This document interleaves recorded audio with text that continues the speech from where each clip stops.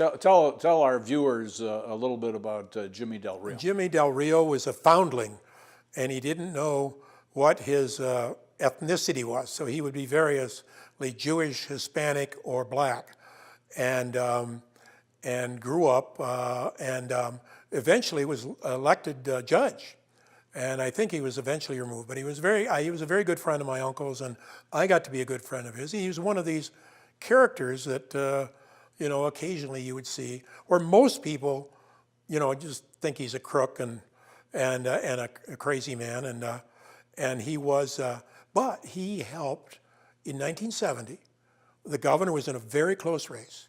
There was two groups that helped him on the slide. The Teamsters Union, they published a newspaper for all the labor people. Never had any disclaimer on it, but it was the Teamsters that paid for it. And another group was, they put together a newspaper, and then they had a picture of the governor, and all around it was every black appointee that he had given. Because that was his big strategy. And it said, "We need this man."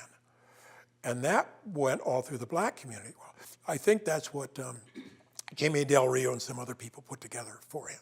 And of course, they were all Democrats, but they wanted Governor Milliken to win. And I have a copy of the labor newspaper, because Alex Lagas was involved in doing that.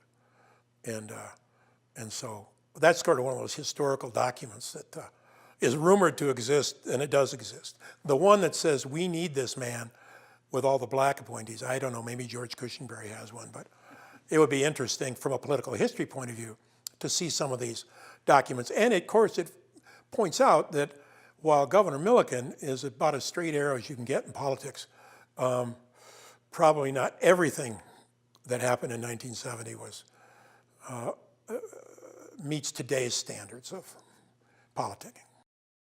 In 1970, John Engler won in an upset over Russell Strange for the State House. Yes. Did you know John in that first term in the State House of Representatives? I did, because we were both pretty young, and that was 71, and I was then sort of on this new assignment with no assignment, and so I got to know John, and I was also pushing the marijuana penalties, and I remember talking to him about that. But he and I just seemed to get along, and politically, and he was quite unpopular with the governor and with Joyce Braithwaite. And I remember two occasions. One, I got a call from John Stalin, again, who was sort of my mentor, and he liked John Engler, but he said, "Richard, look, I'm just warning you. You are seen with John Engler too often, and you are a Milliken person, and this may not be good for you." And then one time, Joyce Braithwaite called, much more blunt, and said, "Look, Richard, you're one of us. You're hanging around with Engler, and I can tell you this, we're going to get him." And I sort of had to make a choice then, and John continued to be my friend, and I was one of his political allies all along. And I never sort of abandoned Milliken, but I felt that John was somebody that I respected, and he did try to totally disrupt Governor Milliken's control of the Republican Party, and so there was some reason for that kind of tension between them. But I think that I once, about 30 years later, I was up at Mackinac Island staying with the governor in the governor's residence, and it was foggy, and we had to drive back. We were going to fly back, but I had driven up, and his plane couldn't fly him back, so we decided we'd have the troopers drive my car. And the two of us went down early in the morning and got on the ferry boat. And on the ferry boat was Bill Milliken, Governor Milliken, who also had a place on the island. And I remember sitting there with John Engler, then governor, and he said, "Well, I should go talk to him." I said, "Yeah, you should." And he went over, and during that ferry boat ride, he and Milliken talked. And when we were driving back, he said, "That's the longest I have ever talked with Bill Milliken." Even though they were two Republican governors that, served, he served in the House and under Milliken, and the, I can't remember if he was served in the Senate, but anyway, yeah, he did.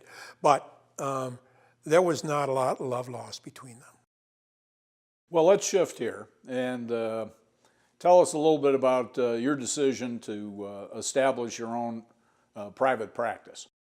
Well, 1972, again, from 70 to 70 through 72, 71, 72, I was on the governor's staff, but I didn't have a lot going for me. And I said, well, at some point this sort of thing has to end. You got to go get a real job sometime. And by that time, I'd worked up to $20,000 a year, I think. And so I started to see about getting a job. So I interviewed at almost all the firms in Lansing. And every one of them said, well, you're a nice young man, but you're not a real lawyer. You've never been to court. And I said, well, no, I haven't, but I wrote a lot of these laws. And I know how state government works. I think you'd think there'd be a position for that. Well, there wasn't in these firms.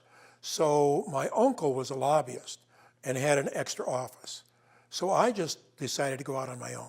This was John McLellan. John McLellan was an old, curmudgeonly old lawyer, had been close to the mayor, Mariani of Detroit. He represented Blue Cross in Michigan for a long time and was a pretty well-known lobbyist and lawyer and very controversial. Governor Milliken fired him from the parole board or from the tax commission while I was on the governor's staff. And I remember going to a cocktail party with the governor, and somebody came up to him and said, well, I'm glad you fired that McLellan guy. And Governor Milliken, and only the way that the governor he turned to me and he said, was this McLellan? And this guy was embarrassed. He didn't have any idea who I was. But, Uncle John was quite controversial, but he gave me an office, and I figured if I couldn't afford it, I could, he wouldn't throw me out after the first month. So I went out on my own, and I was very fortunate because I was kind of the first real lawyer lobbyist, I think, because many of the lobbyists were lawyers, but they didn't practice law. I was able to do both. And I got big clients within about 3 months, so I never had to go scramble for divorces and criminal assignments or anything like that. And I just had a very good high visibility practice right from the start. Now, that was also the time when right after Watergate. So you had all of these campaign finance acts being developed. And I told Bill Ganotke at the time, who was the House Republican policy guy and a good friend of mine, he tells me that I told him, I said, I'm going to know more about these laws than anybody else because they're new. And my theory was if you get on the ground floor of a law, you can beat these big shot lawyers that just hire their youngest associate to survey the law. They don't get the in-depth knowledge that I could get from where I was practicing. So I really worked to get to know those laws, and I would go to lunch at the City Club with my uncle, where all of these trade association executives would sit with him, and they would then all, pick my brain about these laws because they affected all of them. I remember the Chrysler lobbyist in particular would always ask me all these questions. And I finally told him one day. Was this Todd? Hiram Todd, wonderful guy, long-time lobbyist, wheeler dealer, and he asked me all these questions. And finally one time I said, Hiram, the free legal aid clinic is closing today. From now on, if you want to know about the Campaign Finance Act, you come over to the office and bring a check. And because I figured, Chrysler could afford, one of their in-house lawyers or me. And so I got involved in that. And as you know, Bob, I stayed with the campaign finance for a long time, and we both ended up in the U.S. Supreme Court arguing a campaign finance First Amendment political speech case. And those battles